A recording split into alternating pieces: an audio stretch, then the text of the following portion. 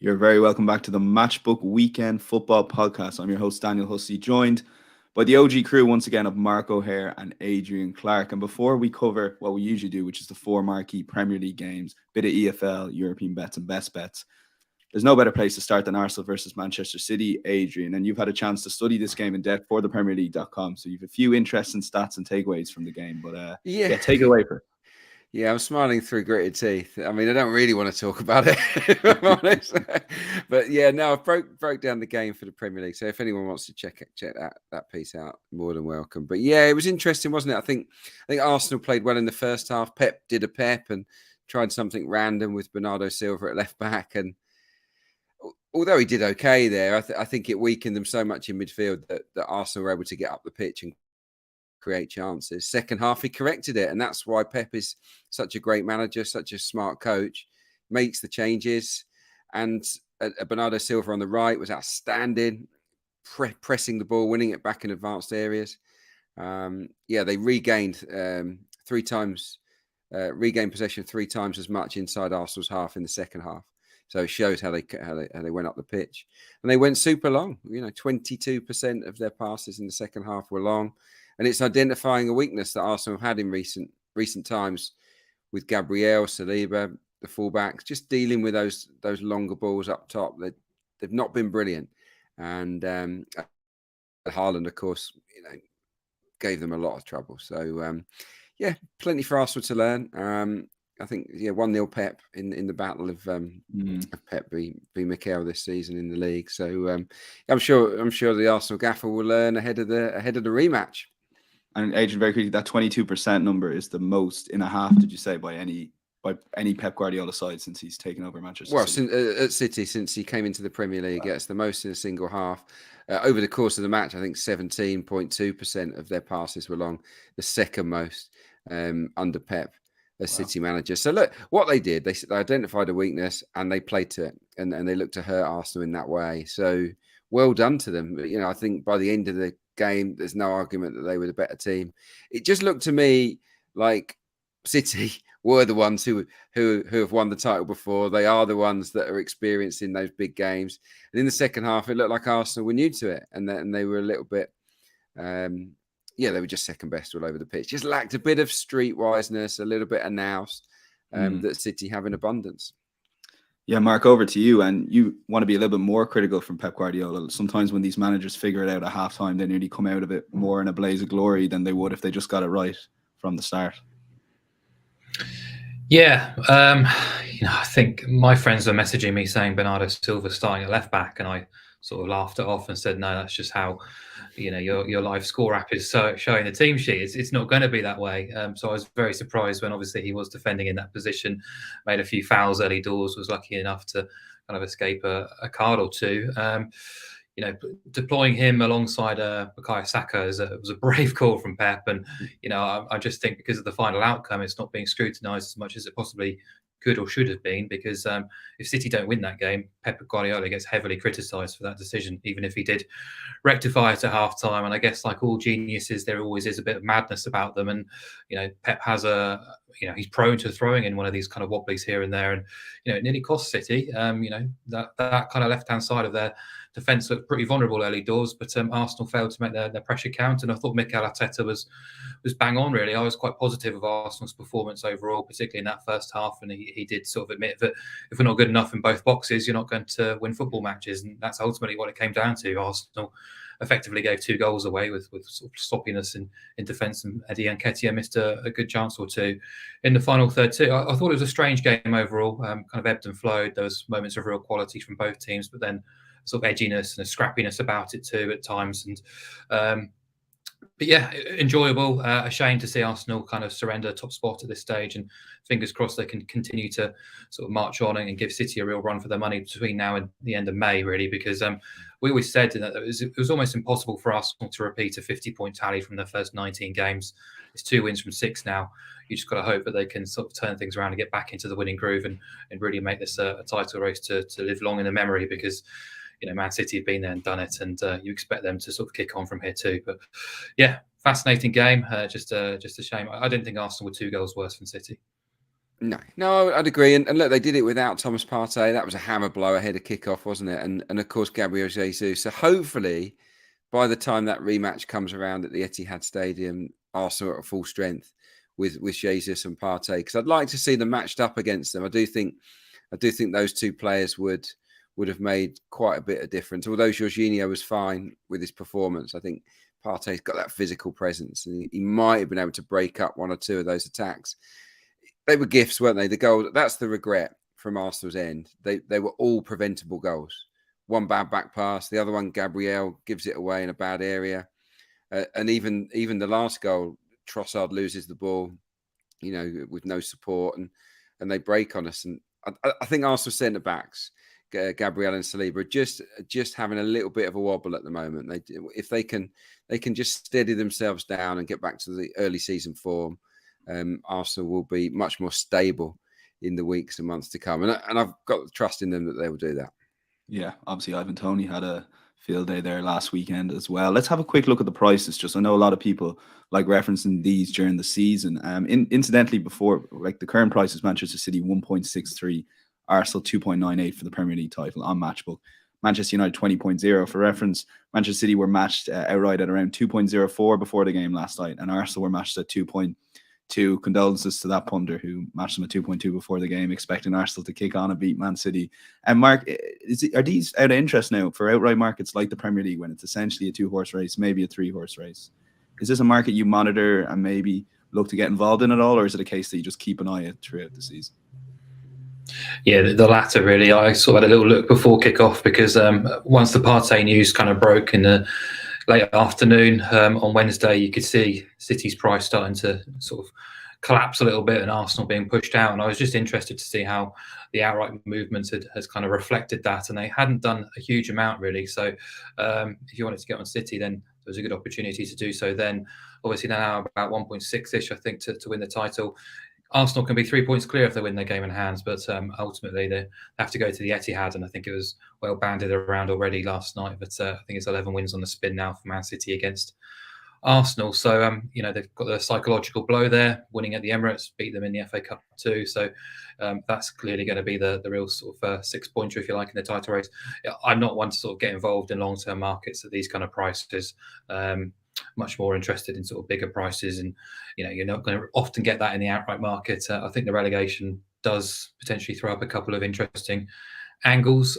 Crystal Palace would be one, for example, who are sort of sleepwalking their way into a bit of a relegation battle the way they're playing at the minute, and I think they're available around 10.0 earlier this week, which is an interesting price if you want something to cheer on. A lot of the teams down the bottom end of the table seem to be retooling, at least through January, getting in better coaches than what they've already got, and then we've seen signs of improvement from almost all of them, bar a few. So yeah, that relegation battle is really going to heat up. But at the top end, kind of happy just to have a watching brief from afar. Final word to you, Adrian. Arsenal in and around 2-1, 3.0. Tempted at all? No, but that doesn't mean that I don't think Arsenal are capable. Looked at the fixtures, did what every fan would always do, and tries to add them up and top them up. And I'll admit I was probably slightly biased, but I had Arsenal with one more point. So that's just, and I did my best to drop some points here and there. So we'll have to wait and see. I think City will be hard to stop, given that they've won that game. But look, if Arsenal can somehow get over this flat spot, then they've got a chance, because they have. We shouldn't forget how good they've been so far this season. So we've still got a title race, that is for sure. Yeah. Can you remember what you gave Arsenal at Anfield, incidentally? A loss. A loss. Okay. Because that's whatever about the Etihad and Mark reference Manchester City, for Arsenal fans, the Anfield factor has really kind of spooked them for the best part of 10-15 years. But interesting reviews and thoughts from Mark and Adrian. We'll kind of keep an eye on that Premier League outright market throughout the season on Matchbook. One of the advantages of the exchange, you're getting those prices instantaneously during the game as well, so you can keep an eye on those markets. We'll go to the 4 games. We're going to cover Everton versus Leeds, Newcastle versus Liverpool, Manchester United versus Leicester City, and Tottenham versus West Ham, EFL, European, and Best Bets. If you are watching and enjoying our content, do hit that like button on YouTube. Be much appreciated. And comment whatever you'd like. Any feedback for the guys, you have a chance to win a £25 free bet again anything you like. Share your best bet. Winner will be picked at random around Thursday this time next week. Okay, it's Everton versus Leeds. We'll take a look at the betting as we have it at matchbook.com. We really wanted to cover this game. This is huge. Everton 2.58, Leeds 3.05. The draw is available at 3.4. Both teams to score yes is 1.89. No is available at 2.08. That means the Asian handicap line is a draw no bet market. Everton are the favourites at 1.83. And the goal line is 2.5. So, Adrian, we'll go back to you on this one. You're expecting a tense game at Goodison Park. It's kind of my go-to with relegation 6-pointers. I think they're often very, very cagey, often low quality, where everybody's a little bit frightened to make the mistake that cost them the game. And Leeds traditionally have been full of goals, but not lately. They've failed to score in 4 of their last 7. Kept a couple of clean sheets in there as well. They've been involved in a couple of 0-0ers. And it wouldn't surprise me if this was goalless. It wouldn't, because Everton haven't got a lot up front. Calvert-Lewin is a fitness doubt. It's going to go down to the wire, I think, whether Sean Dyche risks him or not. I don't think Ellis Sims will get another go, even though I like Ellis Sims. I think as part of a front two, he's a good striker, but he's not really used to playing up top on his own. And it was a thankless task at Anfield the other night. With Mopé in, they're going to have to play a different style of football, which doesn't suit them. So I don't fancy Everton to score heavily in the game, and it would be the same for Leeds, who, as I've said, have not been free flowing going forward, and of course they're still in limbo, which is not ideal coming into a game as big as this one. Everton have been involved in a lot of pretty dull games this season, even prior to Sean Dyche's arrival. Only 8 of their 22 Premier League matches to this point have gone over 2.5 goals. So that's where I'm headed. I just think under 2.5 goals for a really important relegation match. I can absolutely see 0-0, 1-1, or 1-0 either way. We obviously still get the 2-0s onside as well. And I think at 1.84, that's not a bad price. So yeah, I couldn't sit here and hang my hat on Everton, and I couldn't do that with Leeds either. So it had to be a goals angle, and that's the one that leaps off the page for me. Okay, interesting enough, Mark. For you, you're siding with Sean Dyche's side here. Is there more pro Everton, more anti Leeds based on their management? Bit of both, maybe. Yeah, probably a bit of both. I think we're all pretty positive about Everton's ability to go to Anfield and compete on Monday night.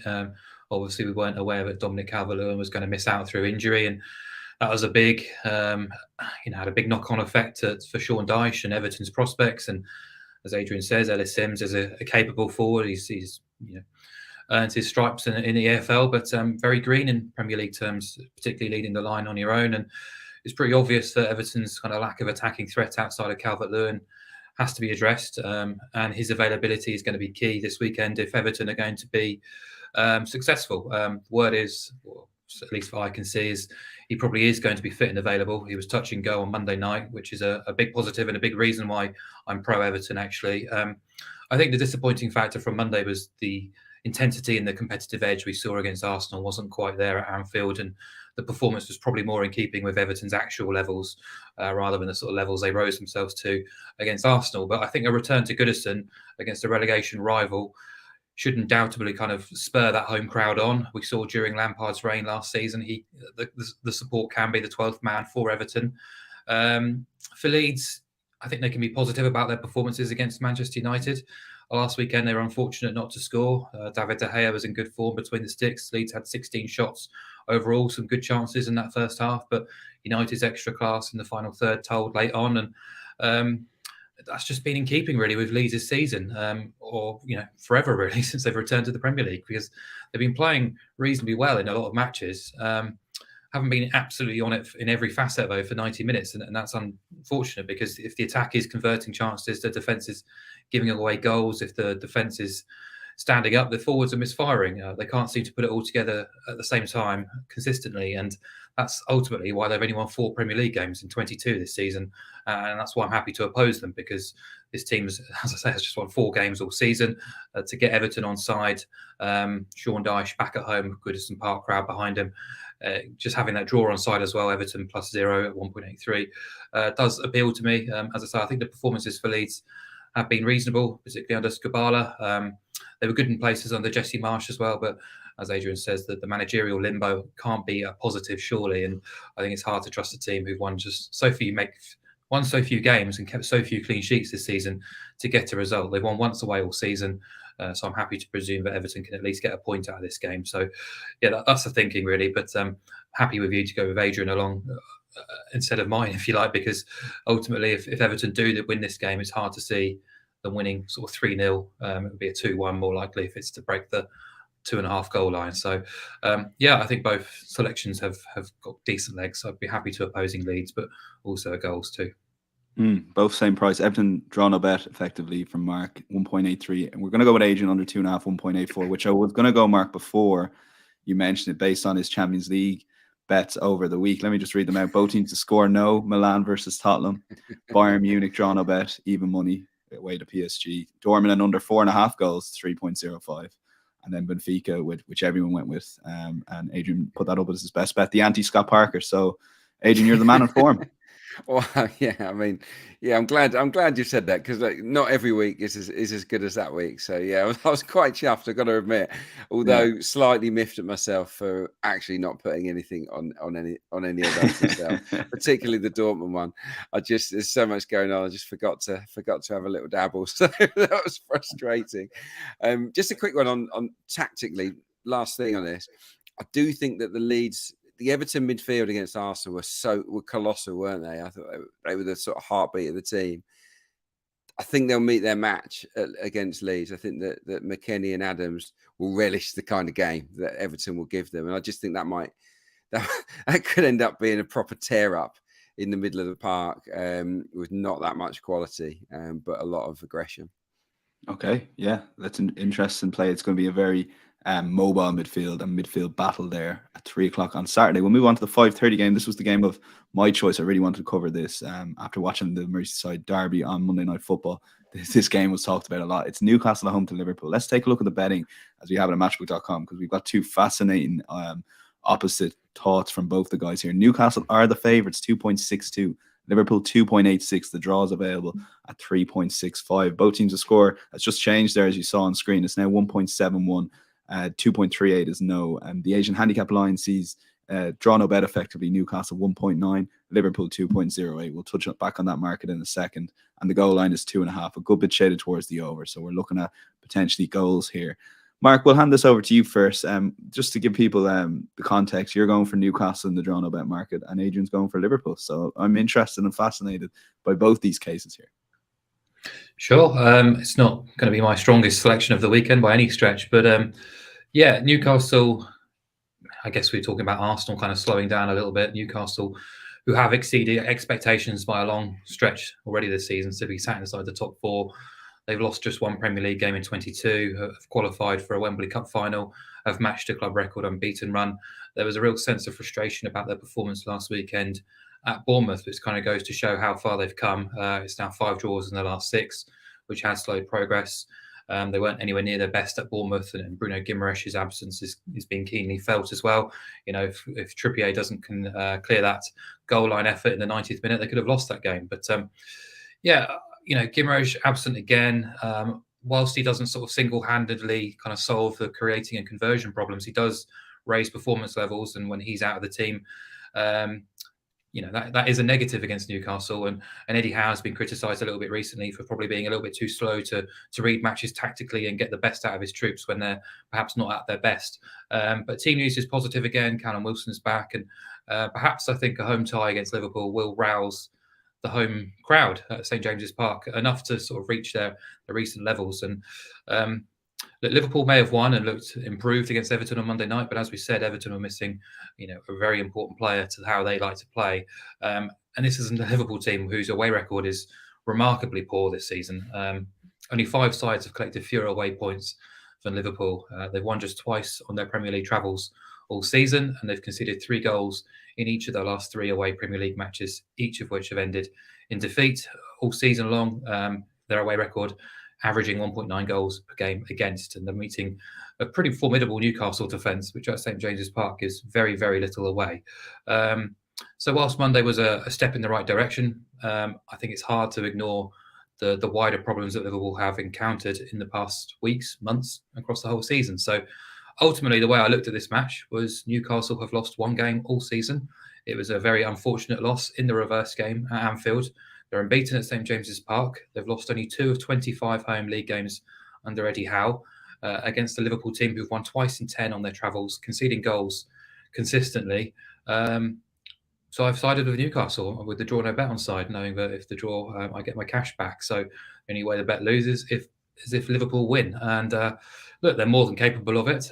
But counting all that into perspective, and I just think Newcastle, I'd rather be with them than Liverpool at the prices. Okay, yeah. Over to you, Adrian, on this. And look, Liverpool are been a tough team to place all season. I was amazed looking at the Premier League table to remind myself they're not out of this top 4 battle at all. No, they're not. Yeah, they'll believe it, won't they? And look, if the front three can click like they did at times against Everton, then they've got a chance, haven't they, of sort of reigniting their campaign. Obviously, Nunez for the goal was great, wasn't he? And Salah profited for a shocking piece of goalkeeping from Jordan Pickford. Cody Gakpo obviously got off the mark. That was a good piece of football with his goal. And I think that one of the telling aspects of this game, and one of the reasons I'm also siding with Liverpool, is the return of Jota and the return of Roberto Firmino. Finally, Jurgen Klopp has some options now from the bench. He can rest and rotate. He can change things up mid-game, which isn't really something he's been capable of doing of late because of the injury problems. The other red flag for Newcastle is midfield. They haven't got any midfielders left. Sean Longstaff will play.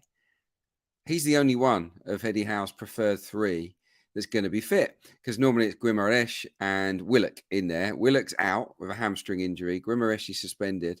Joel Linton has dropped back in recent games. So he'll play alongside Longstaff.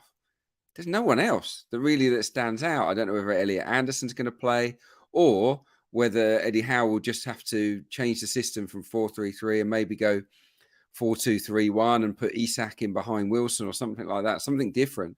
But he hasn't got enough midfielders. And that's a really, really important part of the field for obvious reasons. And I just feel that Liverpool, buoyed by that win against Everton, might be able to go against the numbers, which, Mark's bang on. I mean, those numbers tell a story of Liverpool being so weak on their travels. It's ridiculous. The last 3 away performances have been pathetic, really. But do I see Liverpool losing a 4th consecutive away game? No, I just think sooner or later they have to click back into gear. And with this depleted Newcastle midfield, rejuvenated forwards, boosted by the return of Jota and Firmino, I think they can get a result here. And Mo Salah likes playing against Newcastle. I think he's got 6 goals in 10 games against them. One of his lucky teams. It's just, I looked at it the same way in terms of it's a good price for a draw no bet. Odds against. But I'm going to go with Liverpool. Yeah, Mark made a compelling case, but I have to say Adrian's stood his ground, and I'm going to sit on the fence well and truly, but maybe tip the draw myself, in which case both guys don't lose. Incidentally, top 4 prices, I did mention at the top of the talking about this game about Liverpool having a chance at top 4. Newcastle currently 2.0, 50-50 chance that they get top 4 this season. Liverpool are 3.95. The market is not writing them off yet. And this is as big a game as they'll have probably to the end of the season, Adrian. If you want to... Spurs. Go on, Mark, you come in, I'll get that price. Yeah, if you want to be with Liverpool this weekend, and as I said from the start, I'm not. It's not a strong view at all to be with Newcastle. But if you do want to be with Liverpool, that would be, for me, the way to possibly attack this match. More of a long-term view, but actually back Liverpool to finish in the top 4, because if they win this game and they win their game in hand, I think they go to within 3 points of Newcastle. Newcastle played a game more, so there's almost a kind of 6-point turnaround if they were able to get a victory in this game. And if you're saying that they're nearly 3-1 to finish in the top 4, that for me would be much more appealing than backing them to actually win at St James's Park. But long way to go. Yeah, Spurs, incidentally, Adrian, 3.35. So they're also not being written out of it, despite a couple of recent defeats to Leicester and AC Milan. We'll move on to our third game of choice in the Premier League, and it is Manchester United versus Leicester City. Just for those listening, as most of you do on the Friday and Saturday morning on the podcast, we are recording this Thursday morning before Manchester United's tie against Barcelona. We'll take a look at the betting. as we have it on matchbook.com currently. United are 1.65 favourites. Leicester 5.9. Draws available at around 7-2 or 4.4. Both teams to score yes is available. 1.71 no in that market is 2.24. The Asian handicap line sees Leicester get a 1-goal head start at around 10-11 or 1.91. And the total goals you can back currently is 3.0. Mark, we'll go back to you again on this. I know you wanted to talk about this game. It is a fascinating tie in terms of where both these teams at. Like United 20.0 for the Premier League title. Any sort of a squeak if they go on a run. Like just on this, like Marcus Rashford's playing the best football of his career by an absolute mile. So you can never really write them off if he's still firing the goals in. Yeah, you never rule any team out. I think we've learnt in previous years. I'm certainly experienced enough to see more than enough Premier League title races to believe that February time is not a time to be ruling any team out of the title race, no matter how far back they are. Only in the last couple of years, we've seen both Liverpool and Man City overturn massive deficits to go close or even win the thing. So there was always a chance, but I just think United right now, particularly going into this weekend without Casemiro and without the injured Christian Eriksen until the end of the season, hammer blows really for a team who were progressing really nicely under Erik ten Hag and actually trending to be one of the most consistently best teams in the division since those opening 2 weeks, which ended in sort of disastrous defeats to Brighton and Brentford. But for this match, I'm going to revisit a familiar theme we've covered many times on the podcast over the last 18 months, 2 seasons, and that's goals in Leicester games whenever they play away from the KP. They're heading to Old Trafford, of course, fresh from a 4-1 thrashing of an understrength Spurs team and then clinical 4-2 win against Aston Villa the week previous to sort of ease their relegation concerns. They have been struggling to score goals, but I think James Maddison's return, the signing of Tete as well, really eye-catching debut he had against Villa, and then obviously being quite influential recently too. Harvey Barnes continues to operate at a really high level as well. They rode their luck a little bit at Villa, but were very clinical in the final third. But I think they were much better, or obviously much more dominant against Tottenham last time out. And Kelechi Iheanacho as well has been leading the line superbly well. We see it all the time, really. Leicester have got more than enough quality in forward areas to trouble every single opponent in the Premier League, and they've proven that as well. The way in which they took Tottenham to the sword last week was really impressive, and Iheanacho himself leading that line. He's now contributed to 7 goals and assists in his last 3 outings, which is incredible effort, really.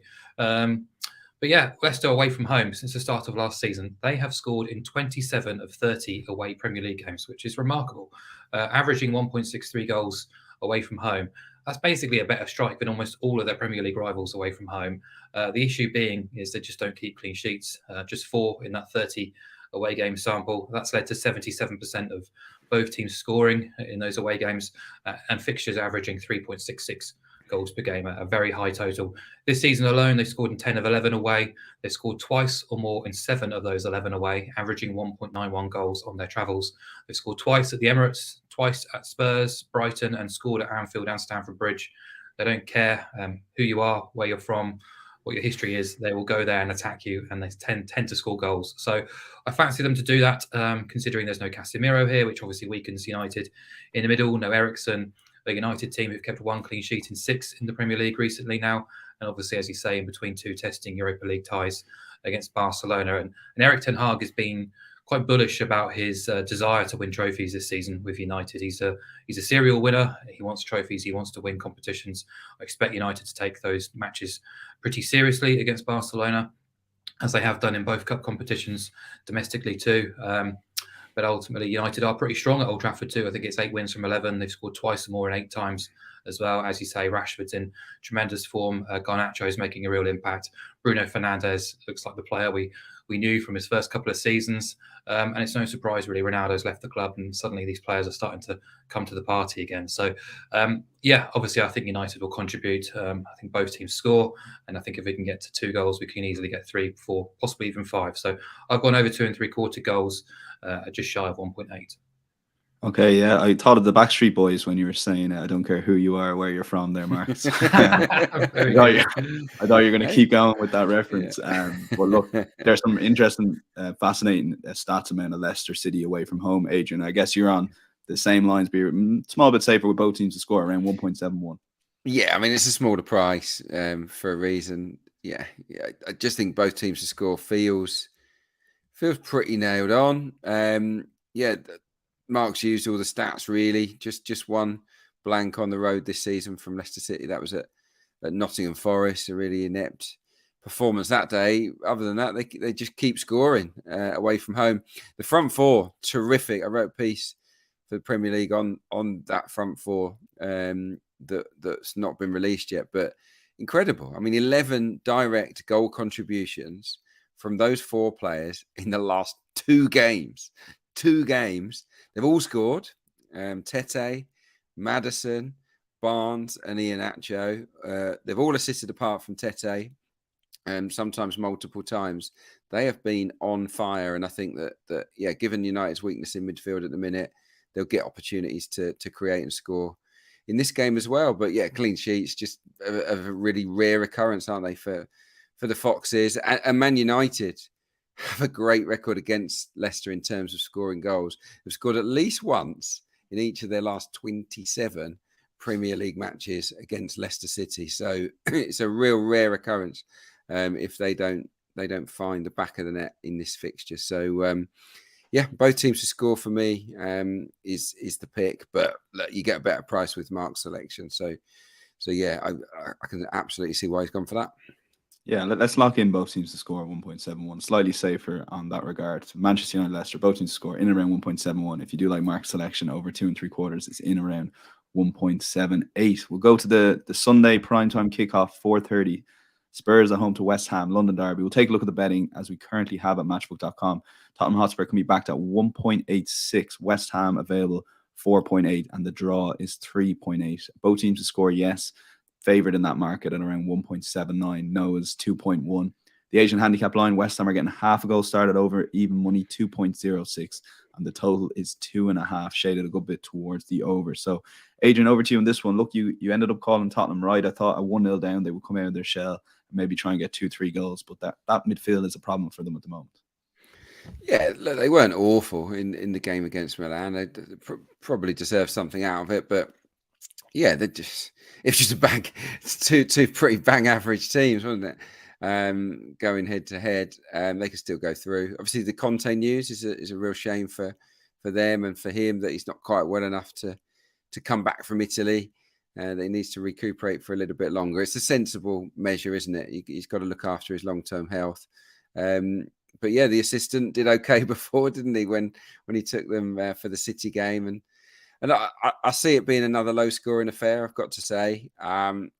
Spurs always have the capability, don't they, to score multiple goals with Kane, Son and Kulusevski. But it might not be the type of match that they enjoy.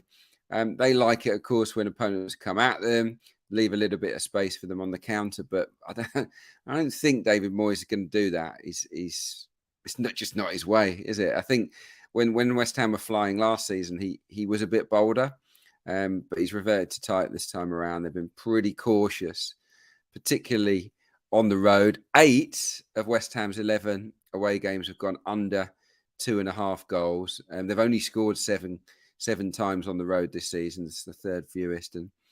But interestingly, they don't concede very many either, West Ham, away from the London Stadium. They're only letting 14, and that puts them 5th in terms of the best records for goals conceded on the road. So yeah, they're good at keeping it tight, and I think they can frustrate Spurs here. Will they offer enough of a goal threat? That's the big question mark, I guess. Spurs dried up a bit, haven't they? I think they've scored 3 goals in their last 3 Premier League games. They blanked in Milan. So yeah, I don't see this being a thriller. I think Spurs will probably edge it. 1-0, 2-0 potentially. But if you go under 2.5, you cover a lot of scorelines, don't you? You cover the goalless draw, 1-0 either way, 2-0. So one apiece. So yeah, under 2.5 for me is where I see this game going. Yeah, Mark, I'd say you're in agreement. Even the way Adrian mentioned tactically, I think West Ham are going to sit in a lot, and I think Tottenham could be frustrated for long spells. Yeah, and I think the Tottenham Hotspur Stadium supporters will be, obviously demanding, but will easily get frustrated if the performance matches what we've seen recently. Which, I just think when you believe Spurs are starting to turn a corner, they go and chuck in those performances against Leicester and then Milan in midweek. And I know there was players missing in both. they looked a ramshackle defensively against Leicester without Romero and Bentancur, and then against Milan, Skip and Sarr in central midfield. I actually thought Sarr played pretty well considering, but the whole team's demeanour and their approach just didn't feel right. They looked passive, they looked lifeless, jaded, lethargic, or however you wanted to sort of describe them, just lacking enthusiasm. The chance creation and supply line to the forward line was non-existent, and Milan show that they can raise themselves for a big Champions League night at San Siro, and I thought Spurs would be similar, particularly after falling behind, but just never really happened for them. And it's very hard to read them at the minute because, whilst they were superb and beating Manchester City, they're obviously not going to be able to field that same 11 this time around. That was only their second win in 6 at home, the last being Leeds before the World Cup, which was incredibly scrappy and scratchy. They've won back-to-back games once since mid-October in the Premier League, 3 clean sheets in 13. They're not scoring goals fluently, as Adrian says as well. But can you back West Ham with confidence here? And this is a West Ham team with only 5 Premier League wins to their name all season, only one of which was achieved away. They've lost 7 of 11 on their travels. They've only kept 4 clean sheets all season as well. So we know they've underachieved based on the underlying process, but we're 22 games deep now for West Ham, and it's hard to be too positive about them. And also their away record against big clubs as well, which is pretty, it's not far off disastrous. Since the start of last season, 0 wins, 2 draws and 12 defeats at top half teams. So yeah, I plumped for the unders as well. 45% win rate in Spurs home games, but this is mainly focused on West Ham, who have churned out 17 under 2.5 goal winners from 22 Premier League games this season, with matches averaging just 2.09 goals. As Adrian says, 8 of 11 away, under 1.91 goals per game on average away from home. They've only once conceded 3 goals or more in a game, though, but they've scored 2 goals or more themselves on just 5 occasions. So, yeah, I think it's quite an easy selection considering its odds against. Yeah, absolutely. And an agreement on the podcast, which is always good, guys. We'll lock in under 2.5 goals at 2.06. We covered a lot, and we will be covering a lot. Insights.matchbook.com is the place to find a full recap Thursday afternoon of all the guys' selections. Every single one that's mentioned in the podcast will be put up there. And incidentally, insights.matchbook.com is the place to find our Cheltenham trends expert, Matt Toombs, who's wrote a fascinating article on the difference between the old course and new course. The old course is Tuesday, Wednesday, Cheltenham Festival, and Thursday, Friday is the new course. I bring up Matt Toombs because he's also a Gillingham fan, Mark. And a few weeks ago, he mentioned the change of ownership. They've all been getting on at mad prices for Gillingham over the last few weeks. They've made a few bob, and I've been surprised Gillingham haven't popped up in our EFL section. So they still jumped off the page at me when I saw them there. I didn't realise what player the new owner was. Yeah. It's amazing, isn't it, Adrian? But Mark, take it away. You've been covering a lot more than I have. Rochdale, Gillingham, or home to Gillingham. Rochdale, bottom of the league. Gillingham, I think, 4th bottom at the moment. Yeah, well, Gillingham were bottom not so long ago, but they've been a club transformed since the change of ownership and the new owners kind of empowering Neil Harris in the transfer market in January. They made some really eye-catching moves, sort of pinched some of the star players from League Two. The mood around the Kent club just dramatically lifted.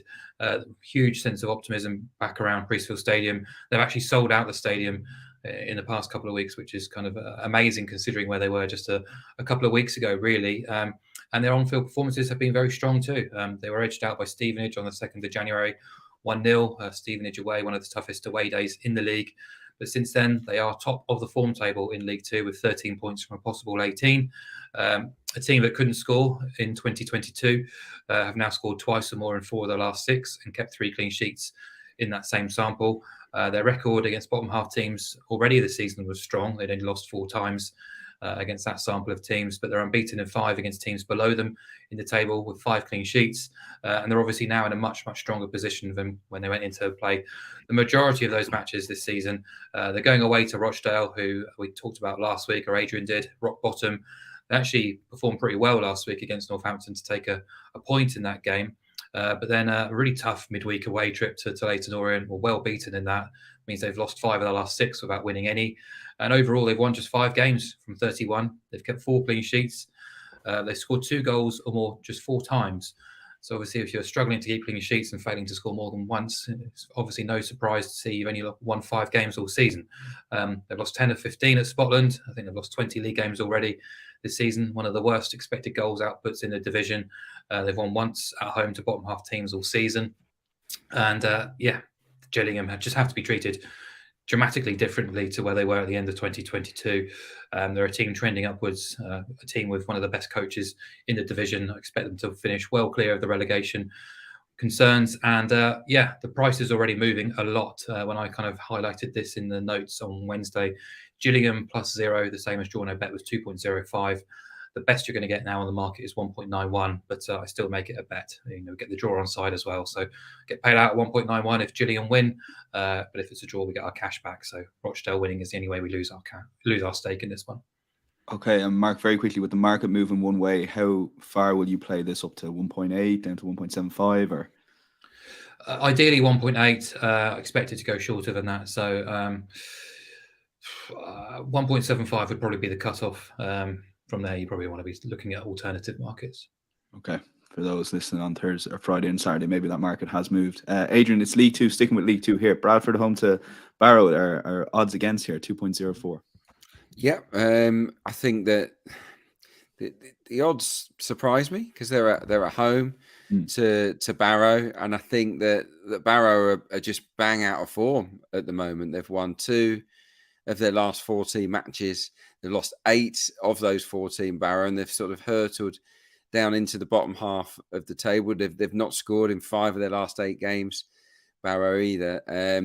So yeah, and goals in general are hard to come by. I think 2 goals in their last 6 games. So Barrow are in bad shape coming into it. Now the reason I think that their odds against Bradford at home to them, even though they're pushing for promotion, is that their home record's been a bit patchy this season. But what I will say about Bradford is that they're coming into form. If you look at the 8-game form table, they're actually top. Mark Hughes' side, they're top of that table. Barrow are way down, I think, in 22nd in that. So a team that's top of the form table at home to a side that's almost rock bottom of the form table. I'm expecting Bradford to be a much skinnier price than they are, 2.04. Look, they beat Tranmere last time out, I think on Tuesday night at home in front of their fans, and they're more than capable of going again. So yeah, Bradford odds against, happy days. Okay, yeah, and up to League One then for another team you're picking on the match odds, Adrian. Accrington Stanley at home to Shrewsbury Town. You're plugging for the away side here. Yeah, again, it's odds. I just think 2.4 on Shrewsbury Town here is maybe too big. Accrington are not in good nick. I went up there recently for the Leeds game in the FA Cup, and they put up a good fight, but they're limited, really limited. I think John Coleman doesn't have a lot to work with. He's got a couple of experienced campaigners at the top end of the pitch, but the rest of them are real young lads, sort of making their way. Again, form table, just look at it, and Accrington are right at the bottom. They've scored 4 goals in the last 8 games. They've picked up 5 points in that run of 8 games. Whereas you look at Shrewsbury, they got 19 points, 6 wins. Last time out they drew at Exeter. They are flying. They're a really robust team. It's very much under Steve Cotterill about percentage football, getting the ball into the box, corners, free kicks, etc. But they're blooming good at it, and they're up to 8th in the table, which is fantastic. And then you look at Accrington's form against the teams inside the top 10; it's just horrific. 10 losses, 1 draw, and just the 1 win against sides who are currently in the top 10. That win was against Shrewsbury back in August. But yeah, against the stronger sides in this division, they're not great. And at home of late, they've lost 5 of 7. Accrington. So yeah, for me, it has the whiff of another away win for Shrewsbury Town. So yeah, at 2.4, it's pretty attractive. Yeah, I can see that being a popular bet on the coupons, given the places in the table there too. Adrian, does stand out as a price, and if you are looking to do an EFL multiple, perhaps with those 3 selections, you can do them on the Matchbook betting exchange, and you are invariably getting best price on the singles. So invariably that will mean the multiples also best price. So well worth checking out. We'll move on to a popular section. Is the long shots for those that aren't planning to have a bet, maybe having a small interest bet for a bit of fun. Mark, you've been in some form with these long shots. Taken away with La Liga, because I was trying to work out this selection today, looking at the form table, looking at the La Liga table, and I'll let you make the case, I think. Yeah, well, it's Mallorca against Villarreal. Mallorca under Javier Aguirre performed well above expectations, pre-season expectations. They're 8 points clear of the drop at the minute. Just a really horrible team to play against, particularly in Palma. They turned over Real Madrid in the last home match, and that's now 4 wins on the spin in Mallorca at their island base. And I think they can cause Villarreal real problems. Adrian talking about Shrewsbury as being quite robust, playing the percentages. Mallorca aren't too dissimilar. They're very physical, play direct, organised, feisty. Could probably compare to a Burnley under Sean Dyche, if you like. Their matches are often quite tough to watch, but they're efficient, they're effective. And in Palma, they've kept 5 clean sheets from 10. They've only conceded 6 home goals all season. They've beaten both Madrid clubs and lost just 1-0 to Barcelona at home. So they're not going to fear Villarreal. They beat them 2-0 in the reverse, and Villarreal have lost their way since Unai Emery left the club. They're now 7 points off the top 4. They've lost 3 games on the spin. They became the first side to lose to just no hopers Elche in their last away trip. Well beaten that day as well. They've only scored 3 goals in their last 8 away days as well. And they've lost half of their last 14 La Liga games across all venues. So they're very much vulnerable in this match. So I like Mallorca as the underdogs. But to get the most out of the price, we can back Mallorca to win and under 2.5 goals, which effectively means we're backing the 1-0 or 2-0 correct scores. 7 of their 8 wins this season have been either 1-0 or 2-0, including all 5 of their home wins. And 6 of Villarreal's 8 losses this season have come by either of the 2 correct scores. Just another reminder on those numbers, because Mallorca have conceded just 6 home goals in 10 this season, conceding 0 or 1 goal in 9 of those 10 matches. Villarreal have scored only 3 goals in their last 9 away games, going back to August. So we've got a team at home who are really awkward to play against, very, very competitive. Have got a penchant for beating big teams at home, playing a Villarreal team who've sort of lost their way, can't score goals, and to be losing at Elche in the last away game suggests that they're struggling to find their best form, and probably won't find it here either. Okay, yeah, the 7 out of 8 of their wins being 1-0 or 2-0 is definitely worth worthy stats. So that's a big price for Mallorca at home to Villarreal. Adrian, we'll go. Drop something there. Adrian, we'll go over to you for Brighton versus Fulham. This price stood out a small bit when I saw in the long shot section. Fulham 5.6. Yeah, Again, it just leapt off the page that it feels a bit big because I like Fulham. I think they're a really good side. Very competitive against Chelsea, weren't they? They could, it was a big night for Chelsea with all their new signings playing. But I thought Fulham attacked that match with confidence, could have scored goals. You look at their record against teams outside of the current top 5. It is fantastic for them. They've lost once this season to clubs 6 or below. And I know Brighton are only just, in that category. But that is a terrific record. They've also got a good historical record against Brighton. They've never lost, actually, in the Premier League. Fulham against Brighton in 6 games. So it's not a huge sample size. But you could almost begin to make the argument that they're a slight bogey team for the Seagulls, who were beaten earlier on in the season at Craven Cottage. I just think with Mitrovic up top, that midfield of Paulinho and Harrison Reed, they can be competitive anywhere they go for them this season. And Brighton in their last home game weren't great. They scraped a 1-0 win against Bournemouth. They were better against Palace, probably deserved to win that game. But yeah, I just get the sense that Brighton have flattened out a touch. I don't think they're playing quite as well as they were when they were spanking Liverpool and Chelsea. They're slightly off the boil. And if they're not at it in this game at the weekend, Fulham are capable, in my opinion, of stealing a shot win. And at 5.6, it might be worth a little tickle. Okay, yeah, a bit of support for that in the live chat also as well, Adrian. We'll move on to your best bets. And incidentally, we're still running our double the odds on podcast best bets. If you don't have a Matchbook account and you do want to have one set up, this is a perfectly good way to get involved in the Matchbook betting exchange. Up to £50 in cash, double the odds on either Adrian or Mark's best bet this weekend. And those extra funds will be in your account on Monday morning. Adrian, Manchester City away to Forest. Again, we haven't covered. We obviously covered City at the top. And you expect them to kick on and get a good win against Nottingham Forest? I do. I think now that they've beaten Arsenal, they've built up a little bit of momentum. A good win against Aston Villa. I just don't see them throwing that hard work away at the City ground. The City ground on paper looks really awkward, doesn't it? Lots of sort of 1-0 wins for Steve Cooper's side, who have proven they can grind it out. But you look at their record against the top 6, and albeit a lot of the games have been away from home this season, but Forest haven't scored a goal against the top 6 side all season. And having seen City in the flesh last night, they've got the bit between their teeth. There's something about them, and if providing Pep gets them at it and doesn't do something stupid, I would expect them to go to Forest and win, whether Haaland starts or not.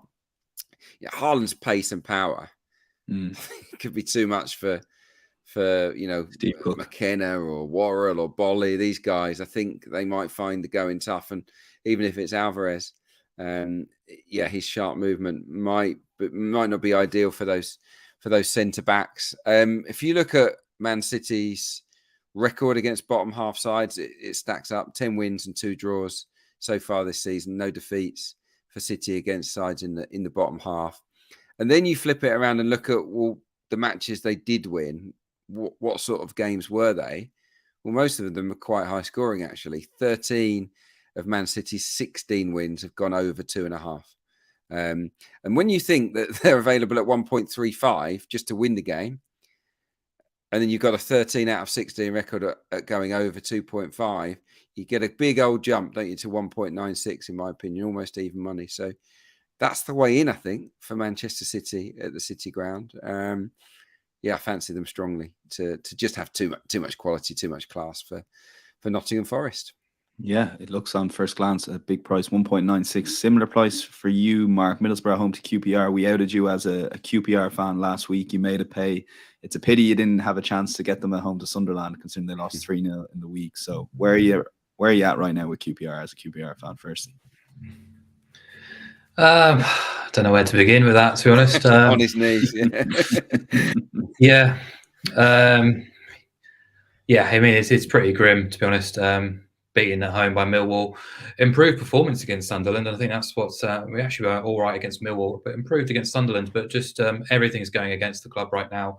A missed penalty to get back into the game, and then players almost downing tools in the last 10 minutes and allowing Sunderland to run away with things.